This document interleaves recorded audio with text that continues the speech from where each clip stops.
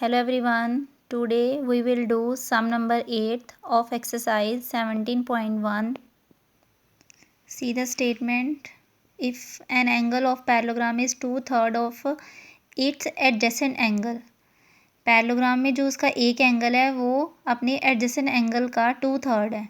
And find the angles of the parallelogram. और बाकी सारे फाइंड करने हैं. Let's see.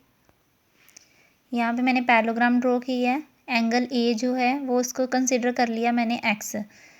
और जो बी है उन्होंने हमें स्टेटमेंट में गिवन है कि जो पैरेललोग्राम का एक एंगल है वो दूसरे उसकी एडजेसेंट एंगल का 2/3 है. तो मीन्स अगर एक एक्स है और दूसरा एंगल जो उसका एडजेसेंट है वो कितना बन गया 2/3 एक्स. वो चाहे डी भी हो सकता है सी भी हो सकता है. ठीक है. तो एंगल ए एक्स है, एंगल बी 2/3 एक्स और ये दोनों एडजेसेंट है. तो एडजेसेंट एंगल का सम पैरेललोग्राम में किसके इक्वल होता है 180 के. इसलिए एंगल ए एक्स बी हो गया 2/3 एक्स इज इक्वल टू 180. और आगे इसका हमने एलसीएम लेना है 3x + 2x/3 आ जाएगा 5x/3 is equal to 180. X is equal to 180 multiply 3/5. 5 one ज़ा 5 36 सा 180. 36 को आगे हमने 3 से मल्टीप्लाई कर दिया आ जाएगा 108. सो एंगल ए जो है वो हमने एक्स कंसिडर किया था वो आ गया 108 डिग्री. एंड एंगल जो बी है 2/3 2/3 मल्टीप्लाई एक्स की वैल्यू है 108 और यहाँ पे इसकी कटिंग करके कितना आ गया 36 और मल्टीप्लाई करके आ जाएगा 72 degree. So angle A is equal to angle C. क्योंकि एंगल ए भी आ गया बी भी आ गया और एंगल ए जो है उसका ऑपोजिट एंगल है सी और जो एंगल बी है उसका ऑपोजिट एंगल जो है वो है डी. तो ये आ गया हमारे पास 108 एंड 72 और साथ में रीज़न लिखना है opposite angle of a parallelogram. Sum number जो 9th है उसमें हमें एक एंगल गिवन है, एक पैरेललोग्राम गिवन है और एक एंगल गिवन है कि एंगल मैंने अपनी तरफ से ए कंसिडर कर लिया 70. वो आपकी मर्ज़ी है डी कर लो सी कर लो बी कर लो कोई भी कंसिडर कर सकते हो. मैंने पहले कंसिडर कर लिया एक एंगल ए जो है 70 है और रिमेनिंग सारे एंगल्स जो है हमने पैरेललोग्राम के फाइंड करने हैं.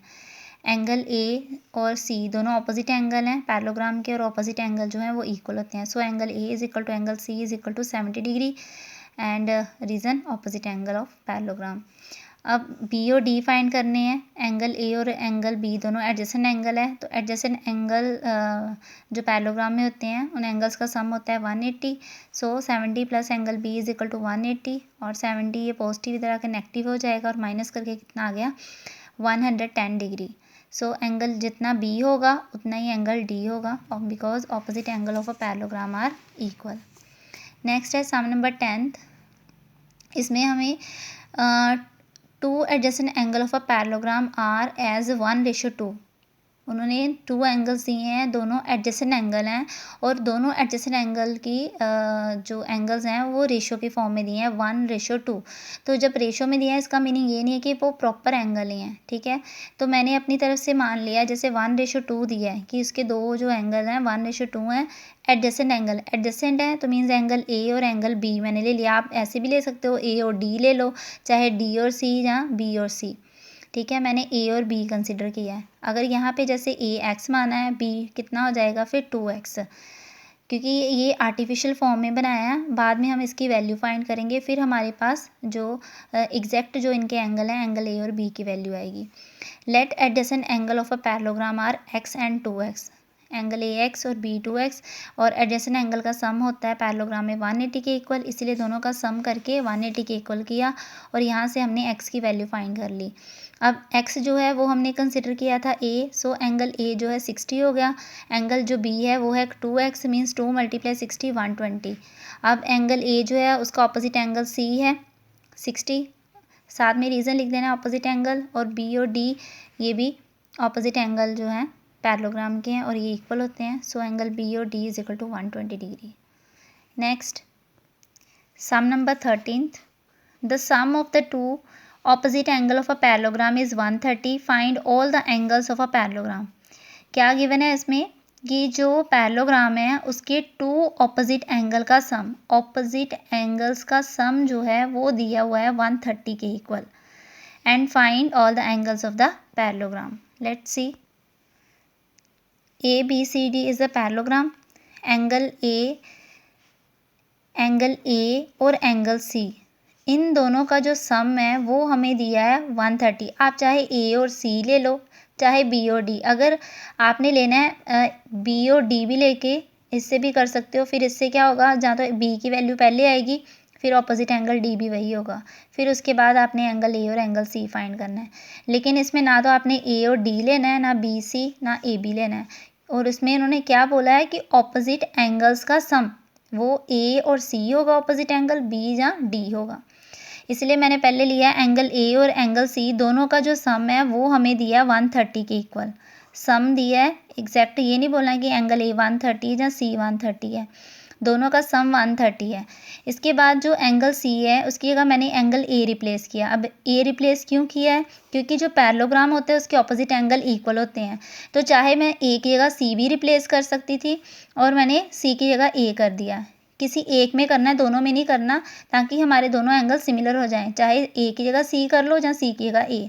मैंने एंगल सी की जगह ए रिप्लेस कर दिया और रीज़न लिख दिया opposite angle of a parallelogram are equal, इसीलिए सी की जगह ए रिप्लेस किया is equal to 130।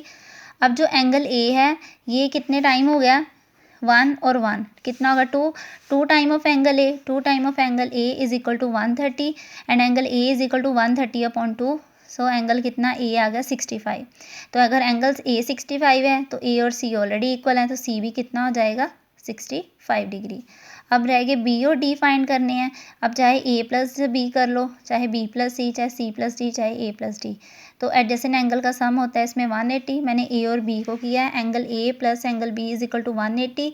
Adjacent angle of a parallelogram, A replace कर दिया, ए की वैल्यू 65 और बी की कितनी आ जाएगी 180 minus 65 and angle B is equal to 115 degree. अब जितना एंगल बी होगा उतना ही ऑपोजिट एंगल डी होगा। So angle B is equal to angle D is equal to 115 degree और reason opposite angles of a parallelogram. Okay, next sum number 14th। Sum number 14, all the angles of a quadrilateral are equal to each other. इसमें बोला कि quadrilateral के जितने भी angles हैं सारे के सारे इक्वल हैं। उसके बाद हमने सारे एंगल्स देखने हैं, हर एक एंगल कितने का है, और is the quadrilateral a parallelogram. फिर हमने चेक करना है क्या वो क्वाड्रिलेटर पैरेललोग्राम है and what special type of parallelogram is it, और वो किस पैरेललोग्राम की वो स्पेशल टाइप कौन सी होगी, ये फाइंड करना है। पहले सारे एंगल्स जो हैं वो इक्वल गिवन है और सभी एंगल्स कितने कितने डिग्री के हैं वो फाइंड करना है। उसके बाद हमने एंगल के बिहाफ पे ये चेक करना है क्या वो पैरेललोग्राम है। अगर वो पैरेललोग्राम है तो पैरेललोग्राम की कौन सी स्पेशल टाइप है वो भी चेक करना है। Let's see, A B C D is a quadrilateral. बनाई मैंने पैरेललोग्राम है, लेकिन अभी पैरेललोग्राम नहीं बोलना, सिंपल एक क्वाड्रिलेटर है। ये एक क्वाड्रिलेटर है और क्वाड्रिलेटर के sum of, we know that sum of four angles of a quadrilateral is 360। जैसे ट्राइंगल के 3 एंगल्स होते हैं, उन एंगल्स का सम होता है 180, और क्वाड्रिलेटर में 4 एंगल्स आते हैं और इन 4 एंगल्स का जो सम होता है वो होता है 360। और इसमें ये गिवन है स्टेटमेंट में कि इसके सारे एंगल्स इक्वल है। मैंने सभी को कंसिडर कर लिया एक्स, और सभी एंगल्स का सम 360 होता है। अब जहाँ पे ए बी सी डी है सभी जगह मैंने एक्स रिप्लेस कर दिया। एक्स अब कितने टाइम आ गया, जब आपने ऐड करना है वेरिएबल्स को तो इनके कोफिशिएंट ऐड करने हैं। X plus x 2x, 3x 4x, 4x is equal to 360 and 360 is divided by 4, we have 90 degree. So x जो है वो हमारे पास कितना आ गया 90। x क्या कंसिडर किया, सारे एंगल्स, मीन ये जो सभी एंगल्स हैं ये सारे 90 बन गए। अब देखो कि अगर एक स्ट्रेट लाइन है, इसके ऊपर ये 90 डिग्री का एंगल बन रहा है, फिर इसके ऊपर 90 का बन रहा है, इधर फिर 90 का बन रहा है, अगर सारे एंगल 90 बन गए, इसका मीनिंग ये हुआ कि इसकी जो ऑपोजिट साइड है ये जो है वो इक्वल है, पैरेलल भी है, और इधर भी ये इसकी opposite side equal and parallel है। ठीक है, क्योंकि 4 एंगल्स हैं, 4 के 4 ही जो हैं वो 90 डिग्री के हैं। मीन्स अगर ये opposite side equal and parallel है तो मीन्स ये जो क्वाड्रिलेटर है वो क्या बन जाएगी, पैरेललोग्राम। अब पैरेललोग्राम की कौन सी स्पेशल टाइप है, पैरेललोग्राम में मैंने जैसे आपको बताया हुआ है कि ये ज़रूरी नहीं होता कि उसमें सारे एंगल्स 90 के हों या 60, कोई स्पेशल नहीं है, कोई भी एंगल हो सकता है। लेकिन जो स्क्वायर और रेक्टेंगल है उसमें ये ज़रूरी होता है कि यहाँ पे ये 90 बने। ठीक है, अब मैंने इसको बोलना है रेक्टेंगल। अब आपके माइंड में आएगा कि रेक्टेंगल क्यों है, स्क्वायर क्यों नहीं है, क्योंकि यहाँ पे हम ये फाइंड नहीं कर सकते कि इसकी ऑल साइड्स इक्वल हैं, इसीलिए हम इसको स्क्वायर नहीं बोलेंगे। लेकिन अगर ये हमने पहले बोल दिया कि सारे एंगल 90 के बन रहे हैं, इसीलिए ये पैरेललोग्राम है, तो पैरेललोग्राम के अकॉर्डिंगली इसकी opposite side equal and parallel होती हैं। तो रेक्टेंगल के भी अकॉर्डिंगली इसकी opposite side equal and parallel आ गई। तो मीन्स एक स्पेशल और आ गया कि इसमें सारे एंगल 90 बन रहे हैं, तो इसीलिए ये जो है स्पेशल टाइप पैरेललोग्राम की रेक्टेंगल है। ओके, ये आप थोड़ा सा आगे लिख लेना। Each angle of this quadrilateral is 90. This quadrilateral is a parallelogram and also special type of the parallelogram is rectangle. Okay, आज के लिए इतना ही है। Thank you.